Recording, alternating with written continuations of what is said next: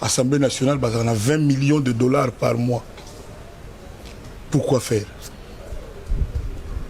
Pourquoi faire? Macron... Baza 500, Baza 500. Oui, 20 millions, c'est-à-dire, parce que c'est le peuple nini. Nayoka ke mutunet, par exemple, Sozaka Mouta Sénat, président Sénat, ceux qui 100 millions, 100 000 dollars par mois. Attends, yo moko mutu moko 100 000 moko ya boye. Est-ce que y a moko les razogango et je n'ai pas été. Ce que je n'ai pas été, c'est que moura moko été. Ce n'est pas normal. Mais Parlement, il faut exister quand même. Oui, mais ça dit, dans le moment moko, il y a des restrictions budgétaires. C'est-à-dire, tant que tu as des problèmes, des difficultés, aux agos 100, Ndima aux 50, à 40. C'est ce que je veux dire. C'est-à-dire, Bango. Aucun parlementaire ne va accepter ça. Yokananu a démissionné et vous changez rien à la vie à Congo. Allons voir.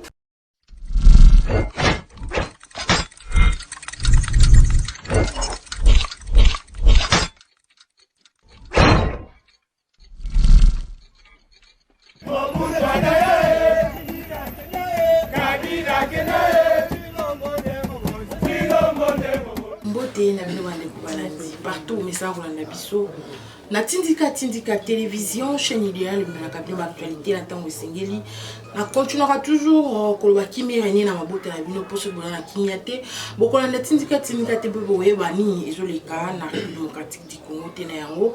Biso lokola balobeli ya mboka, balobeli ya peuple pe ya bakambi ya mboka to epona kotel segno masang nini ezoleka na République démocratique du Congo. Un grand merci à mon boss Rifin Kisombe et longo na papi Keli kasi mokolo ya lelo to epona Kisabino Maïnini Zali koleka pe avec preuve à l'appui sur l'actualité nini Oyo Ezali ces derniers la République démocratique du Congo.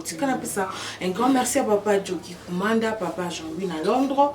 Bango ne mini ba soutenir la émission pour nous partager yango bande ko balandi Monusco Ezali révélé na monde entier Ezali bangonde ba ravitayaka M23 pe bangonde balingaka guerre et umea na est pour na tina été bazwa par ina kati ba richesse ya ba congolais ba yiba bazwa pe mandat na bango umela le plus vite to natango mulai nde ba falase balo bakakasi mokolo ya lelo to epona kolakisa bino lolenge kani Monusco tango azalaki nanu po ezali image ya archive bango moko batomboki bazobuka barrage po bayebi ndenge nini bapesaki na mapinga na biso ide ndenge na kotia barrage wana ya linzanza po lobi baya kochodine yango nde bachodine bakoti bango na makasi mpona kolobaki toza na makasi moko te devant bango tolanda nanu video oyo Monusco azochodine mpona ntina kokende koagresse peuple congolais ou azali ko manifester contre bango tolanda video epi tozonga na liste na biso. C'est parti.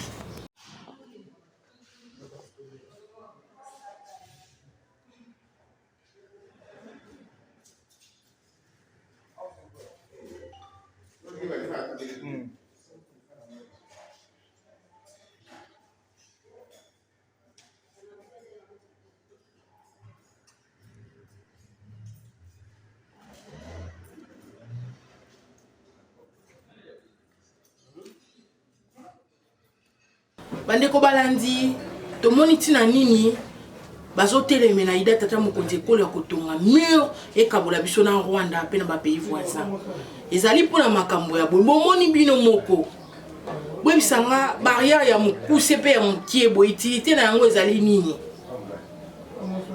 n'est-ce pas po bango na bakota ndenge balingi kasi tozo soutenir idée ya président de la République kosala mur oyo kokabola biso frontière pena ya mur.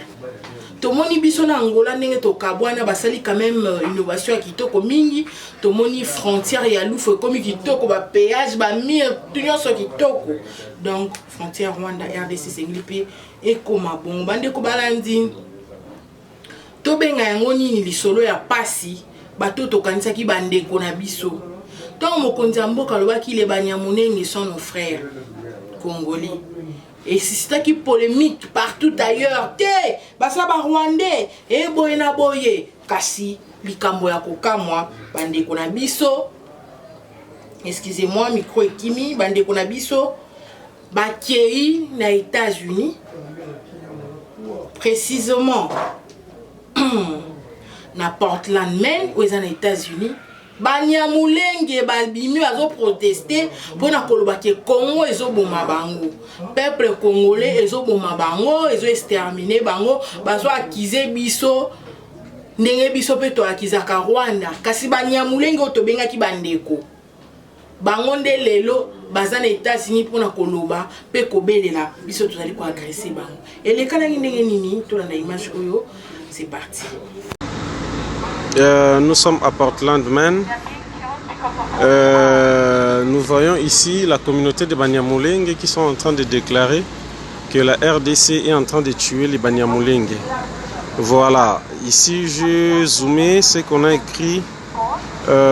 Congo is killing and eating Banyamulenge. Vous imaginez ce genre de choses? Ces gens sont tellement risés.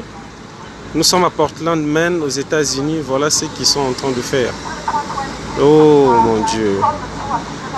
Voilà, bandeko balandi. Merci na bino bolinga émission oyo. Même ça ka bino botinda biso ba suggestion pe ba vidéo intéressant. O ko alimenter pe ko pesa na baike sango na mboka. Ezali bienvenue pa ina biso numéro na biso ezali affiché wana okozwa biso mobimba. Kasi bandeko balandi, mwana mboka Jean-Marc Kabundo, ça fait partie de la une akendaki déjà na prison ya Makala pona tina ya ko samba na makambo oyo alobaki. Ko samba te mais ko purger peine oyo pesa melié parce que nazo maîtriser na te ba katelier to ba ma payer to azana autant d'années à kusala kusibir wana tokoye bango na mikolo koya wapikani tolobaki to mokonza mboka lobaki justice ezali indépendant to mona ki Vital Kamerhe akindaki kusibir to mona ki bata PPRD ari imagine en prison to mona ki bata de peste Jules Moniere pe bato ezo ki pété donc osali maboki prison tozali allouer ba niko allouer ba initiative yango kasi mona mboka Jean-Marc Kabunda azali déjà na Makala suite ya évolution ya masango na ito kozwa yango na mikolo eko ya bandeko balandi nini elekanaki na mama Mbosso moto a exilé to ebiso nyonso guerre tribale o ezali na kati ya capitale bata bandundu balingaka baluba te ba Congo y compris ba soki banani o babotolaki bango bokonzi pa nani pa Fayulu lisolo wana ebimangi ndenge nini wapikani na maponomi mwana mboka Félix Tshisekedi alekanaki bamusu balobezalaki Fayulu ba preuve ebimaki ebele différente yango tino lelo mwana mboka Félix Tshisekedi azali kokamba mboka kasi bango na mitema mabe bazalaka na yango balingi te baboyi na bango kaka ko admettre que mokonzi mboka eza Félix Tshisekedi tango nyonso bazali kosala ba propos ya haine contre pouvoir en place et suka wana te na baluba nyonso na yango mama oyo na alekanaka tango mingi ngezamba liboso te ba image na yebi mika mikolo oyo na baike po ba yebi ete mingi soki kaka caméra opposition ye alobaka alobaki déjà ndenge Félix Tshisekedi ayibaki bokonzi ya Fayulu alobaki pe lisusu mwa Mbosso kasi mbala oyo ake musika penza ya kofinga mama Denise Yakero ndenge nini abotola libala batu ndenge nini ala ana mobali na ye pala na mobali na ye donc a débordaki atteinte na président moi c'est le président de la République à propos yango toko sélectionner yango penza te kasi to tsheli bino ba image suite d'idée boyeba eloko ni esala kike Maman Mimi Akangema qui ne correspond bakanga qui était une femme de 69 ans bakokanga pe bakene wa bakenda ki na yeba tuna ye makambo zolo basoka zoki yango wapi kasi kreki ko banga chose étonnante maman oyo a comité na domicile na ye motimo malamu après mesdames a juste na enveloppe amune na pesi ya banda commerce to ebité ba mingi balobi obiso pe sengi to banda ko finga po mama Denise ya mbabiso to mokonzi mboka po to pe mo eloko kasi zali kanisa malamu akolanda te avant to continuer tout commenter actualité o to landa ingénieur habitela biso ba vidéo ya mama Mimi o bazo benga lelo mama Mbosso na succès wapi plutôt zonga pour continuer masolo na biso na kozongela lisusu te tamokolo moko oza mwana na ngai limbisanga mama limbisanga tuku na tuku sambo na sambo limbisa ngai nzoto eza makasi te ndenge na telemi awa nzoto navandi awa na liboso ya bakonzi nzoto eza malamu te nzoto ezolenga pasi mikongo mutu pasi encore na belaka maladi ya to pasi ndenge nazali awa nazakimia te limbisanga mama Denise limbisa mama na mutu wana oyo ya journaliste wana mama baso sala ba video na bango na sentiment bakamati makambo mabe balekisi na liboso oya malamu batiki mama limbisanga mama na yo limbisanga mama na za makasi te kongwe tambula kasango tala mama mukolo wana tala mwasi ya president ke ko bomiseye tala boy njoko nde ezala kili kamuna yote journaliste mutu ayo ko kotisa biso na mbeba mama okomit mama po jana ba na tu so komi na sa interview ba papa general na komi ba ko komisa ngati na kati ya ndako. Merci na nyonso obo sali pona ngai. Merci na bakonzi oyo pesinga pe ba kotika ngai na kati ya ndako. Baza mingi te. Ba msusu bakotika ngala nzela babwaki nga pona zelo. Merci mingi. Bon, merci maman. Otika mama biso toke. Merci. OK. Bonjour papa. Maman Marie, ça va? Bonjour maman. Bonjour. Opanda. Bonjour. Bonne. Bien maman. En tout cas. Maman Marie, bonne santé. Santé. Madame Mouké. Oh Mouké Moussoussé wa. Je te ça madame. Tu connais pas En tout cas. Na sepeli te na bibi no. Na bondele général na bi memela maman Marie na solanai. Ko critiquer politique ya mokonzi mboka, c'est normal. Mais ma fille n'a pas quoi ma vie. Oui, mikolo tozali na dossier moko tozolandela ya mama Marie Info. Oyo afinga kabato ça va mal kuta o bavingi diffamation. Alors depuis vendredi tozoa qui est tout s'ambitieux tout le monde qui est délai biso 48 heures ekoki. Tout comme tu dis que tu n'es pas mais tout le monde na niveau na biso to pesi moi kokebisa azonga. Tant tozongi c'est ndako les premières dames a bengi alobi alingi alanda na ba réseaux sociaux ngi bato aloba et puis bafinga ki paye abinono anga mona mama wana to kezo zuye to yena yawa pour mama apesa bango moi conseil so na bango apesa bango conseil yango siko to sisi Mama Denise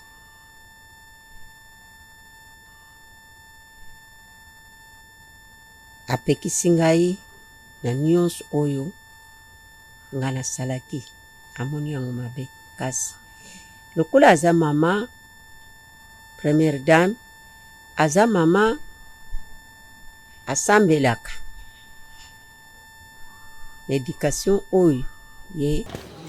Merci à l'ingénieur Abi, na image pour balancer biso salutation spéciale. Ingénieur Mike Oyo Azali. Les grands monteurs na tindika mbotenayo place aux Ali et puis ça soit té bandeko balanti komona makambo ya boye. Na invité bato confondre libertinage na liberté d'expression pays démocratique na invité ba utama yango ndenge nini mpo balobi to na démocratie loba oyo lo linko loba o Martin Luther King na États-Unis kuta loba boye na boye bisto mindele yo soki ne kofinga na ba point sensible maman bo senti ko banga ba pardon lelo komi mwana mina video liboso loba kike aza mwasi lokola ye aza na mobali ye pas na mobali otie et komi ba pardon iza pasimi na mawa soki ba journaliste ba osala musato bazotinda yo mama mukolo na ajo ya yo okoye bateke eza mabe. Une femme de 69 ans, moi, je suis mais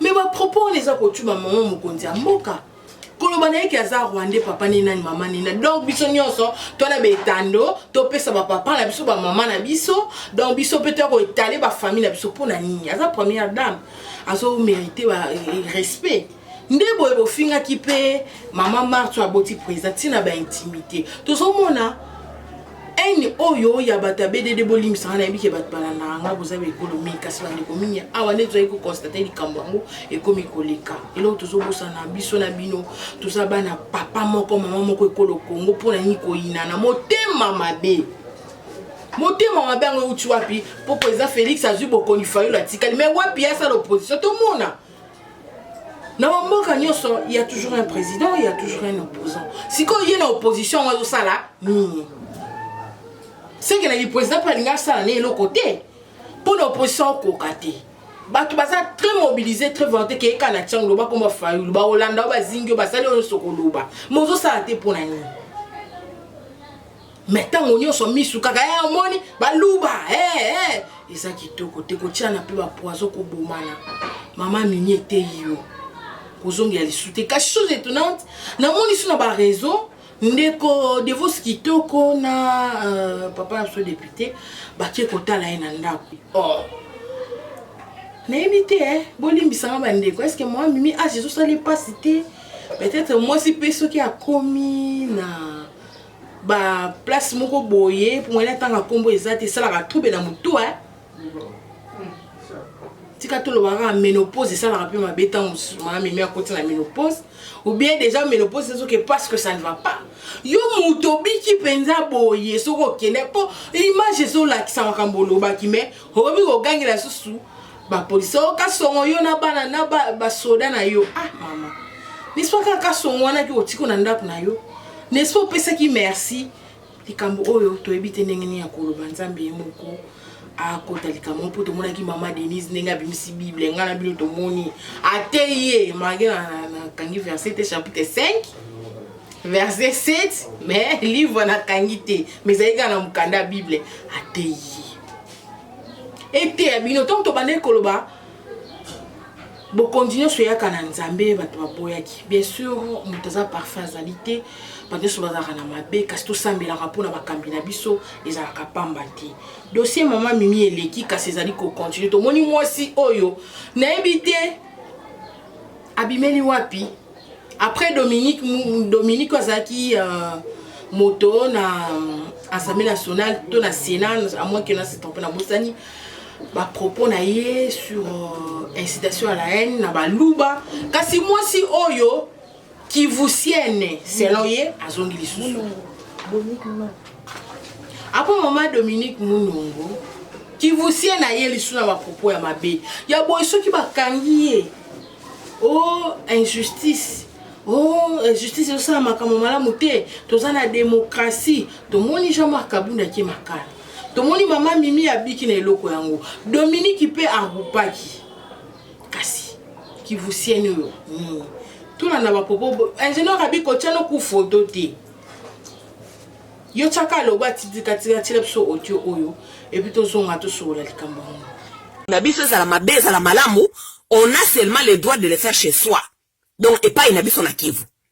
C'est la même chose. Loko la soki mwana oya zalaka abuka kabiloko, asala kamabe na ndaku na bango, azana droit ya konosala ngona ndaku batu mosusu. Azana droit seulement ya konosala ngona ndaku na bango.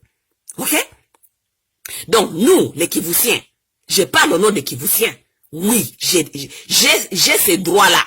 Je parle au nom des Kivusiens. Nous, les Kivusiens, nous ne voulons pas vous voir chez nous. Nous ne voulons pas vous voir chez nous. Et pas une abisso, soko yaki mariage te, soko yaki musala te, nous ne voulons pas voir les balouba chez nous. Non, nous ne voulons pas voir les balouba chez nous. Ok? Raison mi bale koya tina muluba epa na biso, ezami bale. Mariage ou musala. Soki mariage ezate, musala ezalite, koya kofande pa na biso te, komanda kwa biso biso ba kongole, toki kofande skene stolingi, biso ba kongole toko fande skene stolingi te. Parce que bomona ka biso te ba Kivusie pa na bino kuna na mbojima ina kananga. Vous ne voyez pas là-bas. Donc biso toyebi te ke ba kongole ba koke no fande skene balingi. Toyebi non, nous savons. Mais nous savons d'abord que chacun est chez lui. Et que on ne peut pas aller aussi envahir chez les autres. On les connaît. OK? Donc ne venez pas chez nous. Ok? Tribaliste, yes. I am. So, I don't give a fuck. So, na baki si le susu na baki le susu musa penatima. Ok? Ok? Ne venez pas chez nous. Boya et pas inabisote. Tobando kuta na Kinshasa kuna na capitale. Est-ce que bosi bo envahir kuna? Tobando kuta na Kinshasa. Ne venez pas chez nous. Ne venez pas chez nous. Ok? Nous devons vous stopper dès maintenant avant. Boba na kumataka batre mususu. Et kota kalemi. Comme ça, bo français. Ne venez pas chez nous. Ne venez pas chez nous. Ok? Qui Congolais. Toza ba Congolais. Bisonso tozali ba Congolais. Bisonso tozali ba Congolais. Donc, bisonso éviter que toza ba Congolais. Mais aucun autre Congolais a envahi l'espace de l'autre. Aucun autre Congolais a envahi l'espace des autres. Hein? Qui donne ces droits-là au Balouba d'aller envahir l'espace des autres? Ne venez pas chez nous. Ne venez pas chez nous. Ne retournez chez vous. Allez faire ce que les autres font. Mutuna mtukuna na kati ya Kongo ana nzala atsala kamwa bilanga na ye aliaka kune pa inaye akenda kuenvahir muningati. Donc vous aussi vous pouvez faire la même chose. Vous pouvez rester chez vous, bo sala mwa bilanga na bino wana, bo benga ba frère na bino ba irresponsable ba tondi ebele na kati ya politique wana. Ba frère na bino ya chanana, ba tondi ebele ba pesa bino mbongo, bo banda nani élevage ya bambua, bo sala abattoir ya bambua kuna na Kasai. Loka ba frère na bino basa partout balingo liaka banyama wana comme ça ba ebike production ya banyama nyoso ya mbwa e utaka na Kasai basa na izini moko ya munene kuna batiaka yango na ba frigo esika nyonso ba Kasai bazali baluba ba deliver ka yango ba okende koya nango lokola misuni lokola mpio ndenge yaka na Kinshasa. Oui, muluba nyoso za free ya okende ko somba e loko wana ya musuni ya mbwa. Abattoir ezalaka wapi? Ezalaka na Kasai. Vous n'avez pas ces idées-là? Vous n'avez pas ces idées-là? Hein? Batu ya chanana, batu ya pamba, batu ya tinate. Batu bazanga self-respect. Batu ya tinate, donc yoka batu ya tinate. Babengali bile pa batu bozo continue kaka kozonga kuna. Batu moko bazana self-respect te. Kaka koloba makelele et pas ina bango eloko te bazana mayele te o biso batu ya mayele biso ba génie biso nini et pas ina bango eloko te batu ya chanana hein? Parmi les plus médiocres au Congo vous êtes les Balouba, vous êtes batu ya chanana, une communauté sans intelligence. Une communauté incroyablement stupide. Balandi, ma propos ya boltan moi si oyo, moi si le kolangai, ba kolanda e ba kangi o justice na monsieur comme kokanga batu, il faut réfléchir bango, justice dans la sous politique té comme kolanda ba réseaux sociaux, mais réseaux sociaux ezali canal o ezali ko pesa pe information tous ezali ko communiquer. Ah, tout le monde va me souba zela. Bazela kaba ibeloni eleka ki na réseaux sociaux ba répliquer. Aner ekoti na réseaux sociaux. Bato ya opposition na réseaux sociaux. Ba réponse na ba Twitter bani. Mais moi si on a évité maman ya na ngai na peso toli makamba boye ezaki to côté. Yo so mona wapi na monde atie. Ba tie barrière Kongola ko ke na Minnesota te mona wapi. Akoko s'installer te ayako vanda te aluka vite po ezamboka ya batu moko boy na iti kutu ba Congolais bazali na okon ki kutu ba Congolais baza bongo yoka na awa kaka na kati mboka pe ya biso nyonso yo sala mboka nazoka moi pe lisu nazoka moi ya na biso Pierrot Louara soit zo continuer toujours a comme il se porte-parole à Jama Kabundi. Pour tout le monde, il y a lobby, à Twitter, à saliser une mission spéciale. As un problème contre le président de la République. Toi, as un problème contre un pouvoir en place. Toi, as un problème au bateau tinda sala yango. Bon, bisoto yebite tozo yo kakarame, ezali kito côté tout ça makam nanzela, so comme ça mutikinga no kumi sesi toleki mais ko sala yango ndenge bozo sala yango za kito côté plus na pesi toli na mama qui vous sienne. Dengue lobby Congo eza batu nyonso ozala mukongo muluba muswahili mutete la munini oza na droit kovanda place nyonso olingi oyo naza muyaka naki na Kasai na kovanda naza muta Kivu naki na mai ndombe na mboka soki banani na luozi na kovanda Kongo eza biso tout nzambe ayeba iponi asalaki mboka na biso RDC donc makambo kabola wana simba zonga tolingi yango te esi mokonzi ya mboka boyaki ka général Kasonga boyaki kutu parlementaire de bapanza bango likolo bapropo ya haine oyo bongo yo donc soki justice etie maboko opesa faute na nani bandeko balandi salaire ya ba député ya ba sénateur ozopesa pasi oyo population azali ko souffrir kasi bango ba ozwa mbongo ba la première fois ba deuxième ba quatre tina sixième femme députée ngana yebi député moko asombela basi tout banda moko na matete moko na Kingasani moko na Njili ana basi 4 na moi qui député bato kutu ba voter ye so ba yena ndaku nekati bo pesa bango ti bo pia bango fufuela ya moto bali arrêté salaire ya ba député ezali mingi penza salaire ya ba sénateur na ba président na bango ezali mingi question oyo chanteur congolais na kombo Kofi Olomide quand on parle beli yango eza question ya mboka bazana mate pona nini tandis que mokonza mboka zana besoin nyonso ebonga kasi bango pe batala nanu ba salaire bazozwa bakoko revendiquer pe bakitela bango pona kosunga population to landa nanu vidéo plutôt zonga na masolo na biso toleka ba Assemblée nationale bazana 20 millions de dollars par mois. Pourquoi faire? Pourquoi faire? Macron. Baza 500, baza 500. Oui, 20 millions, on a dit, parce que c'est le peuple nini. Nayoka ke mutunet, par exemple, Sozaka Mouta Sénat, président Sénat, ce qui 100 millions, 100 000 dollars par mois. Ata yo moko mutu moko 100 000 mboka ya boye. Est-ce que y a moko le razogango et je n'ai été. Ce que je n'ai été, c'est que moura mboka était. Ce n'est pas normal. Mais Parlement, il faut exister quand même. Oui, mais ça dit, dans le moment moko, il y a des restrictions budgétaires. C'est-à-dire, tant que tu as que tout ça n'a pas de problème, pas de difficulté, aux agos 100, Ndima aux 50, à 40. C'est ce que je veux dire. C'est-à-dire, Bango. Aucun parlementaire ne va accepter ça. Yokananu a démissionné et ne change rien à la vie à Congo. Allons voir. Voilà, bandeko balandi, toche élément oyo pa maté to moni, ba artiste musicien bazali ko pe participer na makambo etali mboka to monaki wenge musika et betaki musique et joie qui part il y a concert revenu et tina qui na bandeko na est to monaki fali pour pas soutenir qui pe bandeko na son front pe ba betaki banzembo pour na tina il y a ko soutenir vraiment FARDC pe mabota na bango pe to moni ba te belé artiste donc bazo sala ba air charité pe bazali ko compatir ko soutenir ko sensibiliser ba yango pe to chilibino élément awana bandeko balandi mingi balobi Félix Sekedi balobi ba tumususu ba mindele pour na temps bakumo na ngote bazali na sima ya makambo est pour na sina ko empêcher l'élection en 2023 et salimate et sengeli toki na élection na ndenge ya oche qui a voté oche mort comme ibale wana ko compter yango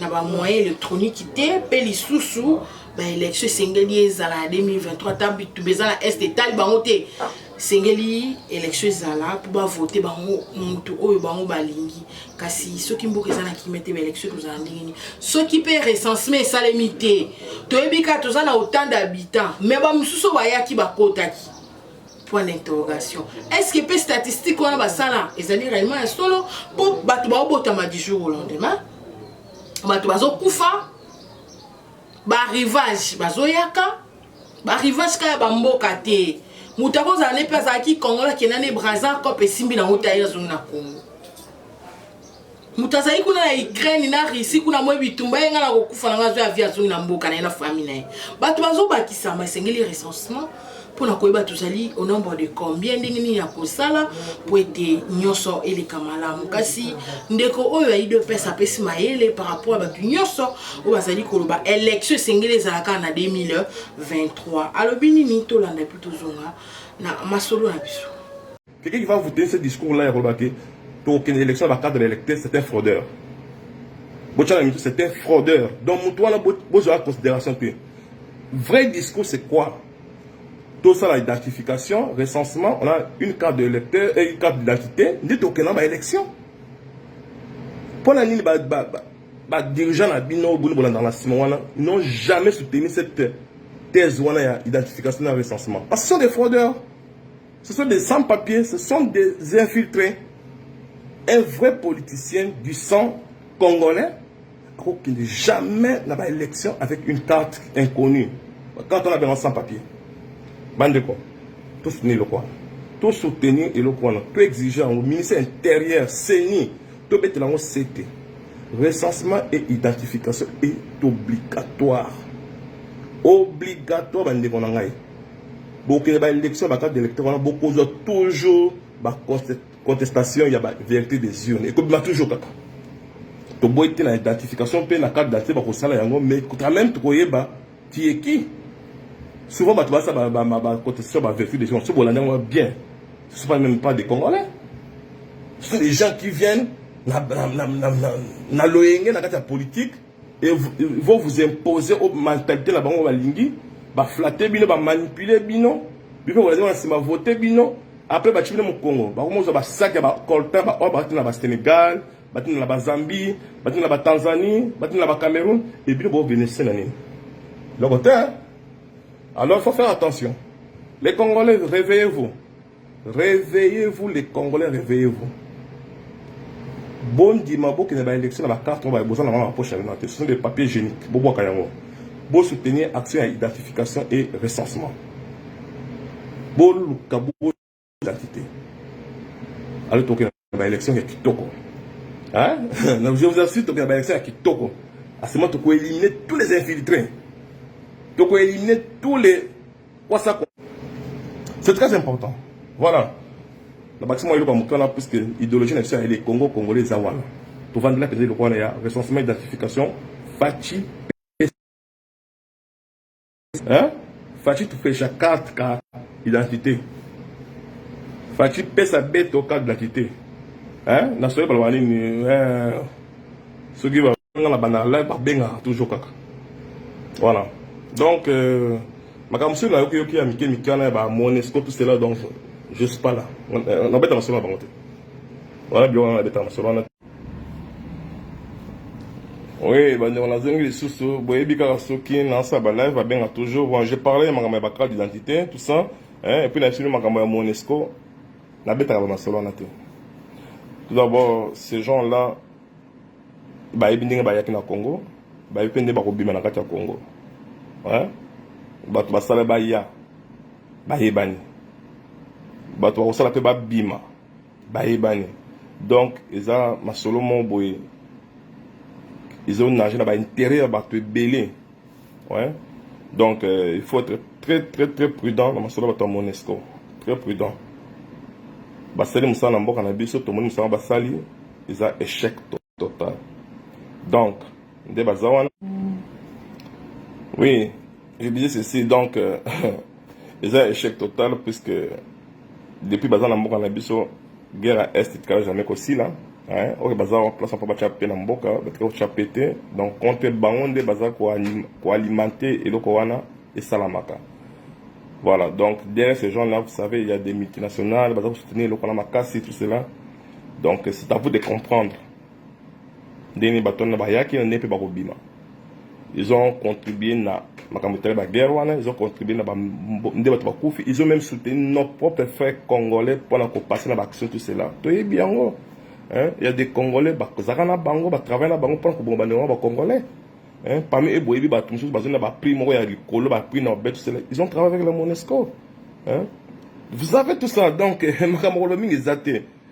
nous-mêmes les Congolais, nous sommes complices dans le malheur de Nabiso. Nous préférons avoir soutenu des étrangers, Babo Marabiso. Hein? Tout le monde va Congolais, parce que dans Keita Diang et Sima, on se voit dans Soriano, na Sima, tout cela. Quelle différence y a-t-il entre Keita Diang et Soriano et Monesco? Ce sont toujours les mêmes personnes. Ce sont des étrangers, parce que Babo Marabiso.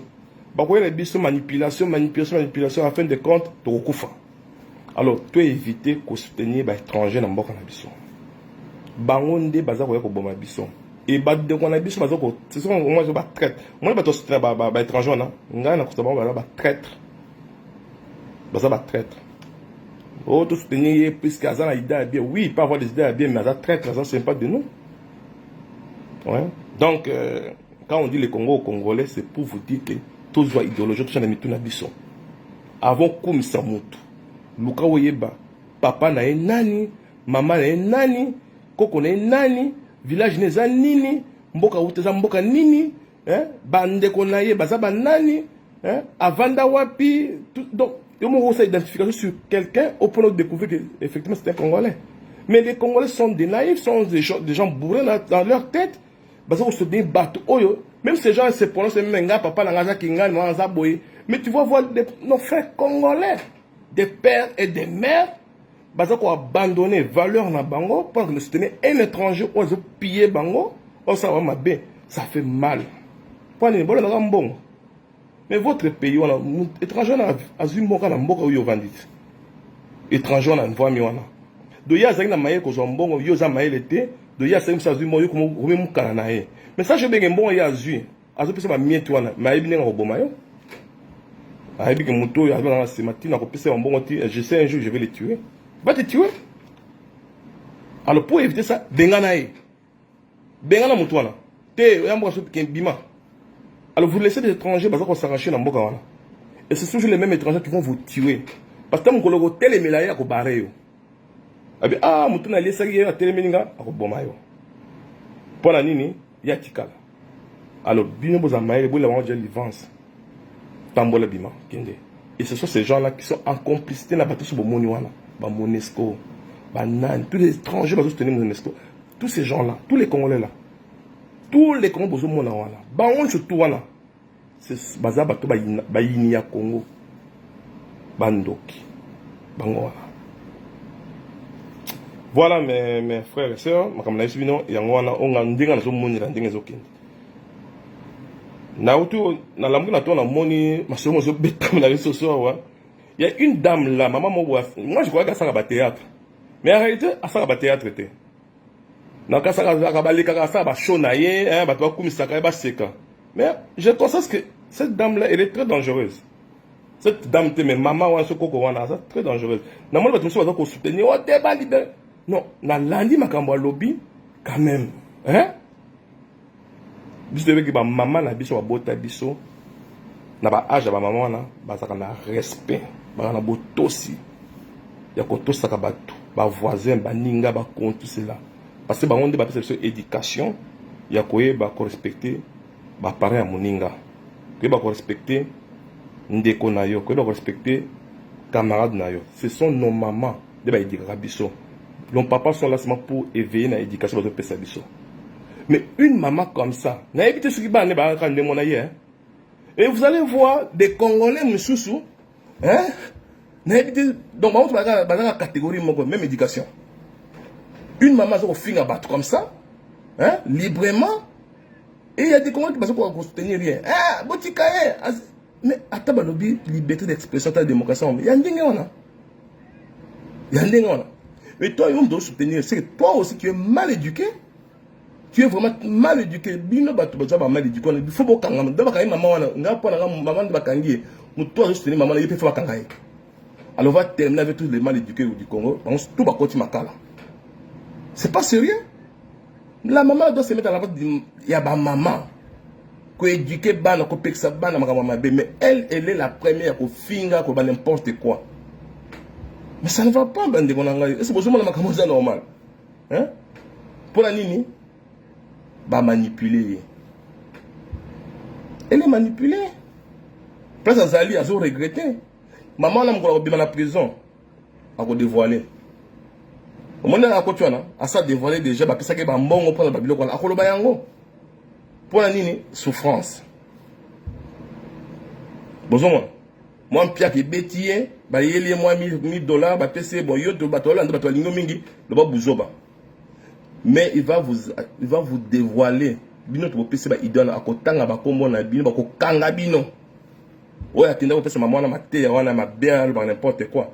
bako kanga bino a mama bako yebisa ye bon noto yebo bon olobi silisi bon nana tinjo lo bloko wana abeti munote olingi nini ona lingi bo pesa nga mbongo na sa mbongo yango mais avant to pesa mbongo yebisa sina yebisa makamwana faut vous dévoiler bozo c'est pelo ba libérer pour se boyebi tout do pesa bambo pour la bozo ba wana mais akofunda bino parce que comme bino bokenda ko utiliser pour la finga kabato justice peut ko utiliser pour la dévoiler bino c'est ça l'état de droit c'est ça. Au niveau de la liberté d'expression, la démocratie. Tu utilises quelqu'un, tu tires pression à dévoiler bien ton jugement à l'œil. Voilà, donc, et comme ça, vraiment, donc, il n'y a pas si il y a Congolais, nous devons faire l'effort ma casse. Il y a cause à la bomoko, bolingo, il y a un trébuchon à bisson. Effort fait ça là. C'est trop la bouzoba na mboka na bouzoba leki trop la mboka wana hein bouzoba justice na biso bo telema bo sala musala na justice hein bo tika kate bato ba ya ba manipuler ba monnaie de singe oh non écoute moi ceci c'est là moi je suis comme ça ba zoba wana bino justice bo telema bo kanga ba zoba wana ba yele na solo lukuta wana mboka na biso pe fozande mo mboka tout ezaka na monde. Il y a des choses à dire. Donc, chaque jour dans la salle, il y a toujours des informations, il y a besoin de l'amboka. Et ces gens-là, ce n'est pas de leur faute. Hein. Tous les gouvernements, ils sont éduqués par bongo. Tous les gouvernements, ils sont éduqués par bongo. Le gouvernement a fait tout éduquer bino. Tout éduquer bino. Le gouvernement a fait tout éduquer bino. Moko, comprendre. D'ailleurs, ils ne vont pas comprendre les gens. Parce que c'est méchant. Ces gens sont dans le raté. Tu te réveilles certains matins, à le bandit à vous finir. Et ce que l'on a dit, ils ont porté mon mon boy. À mon maman a un esprit faible, à un maman a maman kokanga été à un côté. État de droit est poni écoloté, est poni agité, est poni montouté. Oui, état de droit est poni agité, est poni écoloté, est poni montouté. Rien à commenter, rien à dire. À lobby bien. Moi, je suis lobby qui toko, tout ce pays dans ma propos, na yo, c'est surtout dans l'idée moko pour nous soutenir, on cannabis, ato, saliso nengenini. Osaka congolais. Élection kozala. Kata 2023 élection ezate to ezali. To lobby te ke kozala. Tate ezali to ezate. Élection kozala kaka. To mona kulba mobutu basala ba ne bele bakaitsa ba kufaka te ba olongwa te ba longwa kaka. Donc eloko etikala libanga o etikala libele ezate nyonso ekoleka kaka. Donc tout tika kozwa motema mabe motema moto pona likamoko boye ezali natina mokote bande ko balandi to moni image o episi pasi bilongi ya bana oyo nde na oluba bo ingénieur abi tila biso illustration ba photo yango bana oyo bazali bana ya Bwiza na Kishanga basa bana oyo bayebi donc baye toyebani et moi la manki ngalema kasi ba retrouver bango na milice M23 bango de bazo bongisa biso kuna na est ba kangi pe photo ya batinde biso pe photo oyo kotala vraiment ndenge nini ba rebelle na nzela ya Rwanda ya Kigali bazali ko recruter ba jeunes bazo pesa bango kanyaka pour bongisa bande ko na bango congolais et puis si benza kitoko bande ko to comme ko chuter vers suka émission na biso. Kasi to koleka te sanke to tuna to moni mokonza mboka bimaki par-ci par-là pona koluka ba investisseur ba ya na mboka na biso po mboka etombwama. Kasi za ba investisseur oyo ba utaki États-Unis basi ba yaki awa depuis 2020 ba signa ba accord pona kosala ba compagnie voilà kasi basali abandonné na triste sort na bango moko.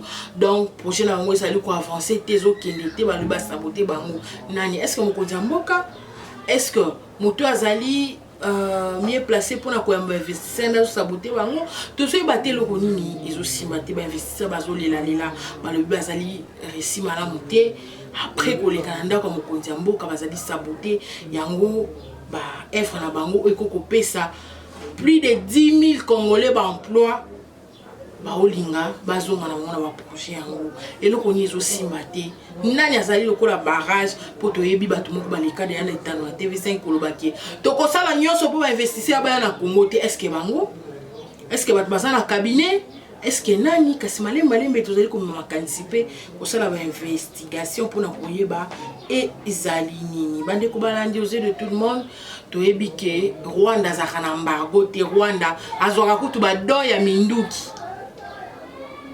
ba do wana utaka Londres utaka bamboka ebele kasi toujours singa na comité international on l'a biso pe embargo une fois to sombika minduki une fois Rwanda kufi.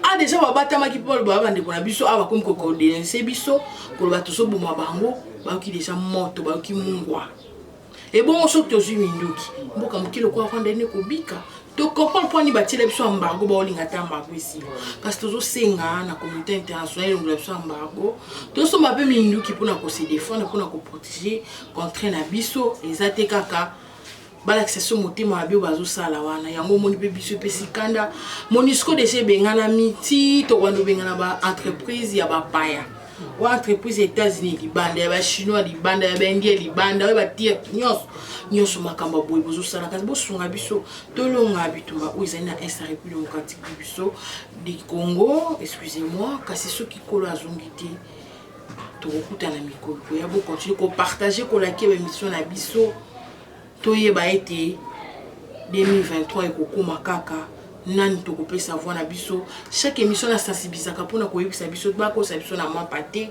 bakosa biso na polo te ke onga na kosala boye mpo basali déjà te bacommune na biso eza na pasi ezangi mai ezangi courant biso tokoteka courant mais inga c'est dernier na Kinshasa déjà 2 semaines courant eza te bapesa biso raison pani yango 2 semaines ekokobunga te point d'interrogation. Donc tu banane ko pesa voix na biso 2023 pe to pesa maboko na mokonzi mboka poza na ba initiative pe makanisa ko sunga pe congolais et tombola motu to ko lia na biso ko ya kasi comme on a déjà moi si à soda ou à kufa na franc kozwa déjà somme ko leka $100 ça fait du bien comme on a bana ba tanga ofele ça fait du bien comme on a maternité et comme on ofele zo sala kitoko makasi kasi longo nya na makanisi ya bope na ba initiative pe na mutu nyonso azali ko sunga mokonzi mboka tozobeta c'était mingi gouverneur de la ville jusqu'il to mon effort na yote mingi mika ACP sunga mokonzi mboka na nini ozu mbongo ozo kabola ba polo tandis que population eza na besoin na malamu kin bope to ko longa yango te bon parti politique mbongo ko longa okena otina suka bazobelela yo papa gouverneur qui neza yumbite ete ayo zongisa mayele moi sima tolobite ki ozali mabe kasi tozosenga sela biso ki sase comme bopeto po malaria si la biso congolais to kufara na malaria salité eleki eza service moko te ya kawana isopata kisi pona bomangu to monité congolais lukasu ya kolia lukasu kisangungi d'abord rendre ville la biso propre ko sala esengo mingi to comme na suka ya émission la biso mokolo alelo un grand merci na biso bolanda kinga na pesi mbote na bande ko na ngala na mbujimai na pesi mbote bande ko balanda na Kolwezi na Chikapa bozali ebele na ba province tina Kivu. Un grand merci na bino, une salutation spéciale na papa Sami, na papa Daniel na Paris. Un grand merci na batunyo so balinga biso bo continuer toujours kozala en ligne pour la cause de la émission, pour la mokolo tout ce qui a à na mikolo ya bye.